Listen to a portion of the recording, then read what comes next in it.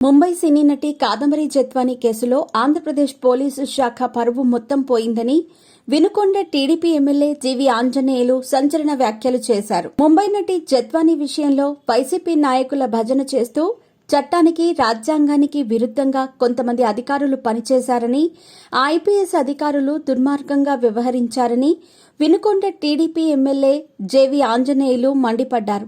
YCP హయాంలో తాడేపల్లిలోని దొంగల బ్యాచ్ కోసం కొందరు పోలీసు అధికారులు సిగ్గు లేకుండా పనిచేశారని టీడీపీ ఎమ్మెల్యే జీవీ ఆంజనేయులు ఆగ్రహం వ్యక్తం చేశారు. ముంబై నటి జత్వానీ వేధింపుల కేసులో ఆరోపణలు ఎదుర్కొంటున్న పోలీసు అధికారులు పీఎస్ఆర్ ఆంజనేయులు, విశాల్ గున్ని, కాంతి రాణా టాటా ముగ్గురు అధికారులు ఐపీఎస్ శిక్షణలో ఏం నేర్చుకున్నారో అర్థం కావటం లేదని, బహుశా వాళ్లు ఐపీఎస్ శిక్షణ మర్చిపోయి వైసీపీ దగ్గర శిక్షణ తీసుకున్నట్లు ఉందని టీడీపీ ఎమ్మెల్యే జీవీ ఆంజనేయులు మండిపడ్డారు. ఓ ఆడపిల్లను వేధించడం కోసం ఇంతమంది ఐపీఎస్లు కలిసి పనిచేయటం దారుణమని, పోలీసు ఉద్యోగాలు మానేసి వైసీపీ నాయకుల ఇళ్లల్లో వెట్టి చాకిరీ చేయటం వాళ్లకు సరిపోతుందని టీడీపీ ఎమ్మెల్యే ఆంజనేయులు సంచలన వ్యాఖ్యలు చేశారు. సమాజంలో ఇంతకన్నా ఘోరం ఇంకెక్కడైనా ఉంటుందా అంటూ టీడీపీ ఎమ్మెల్యే ఆంజనేయులు విచారం వ్యక్తం చేశారు.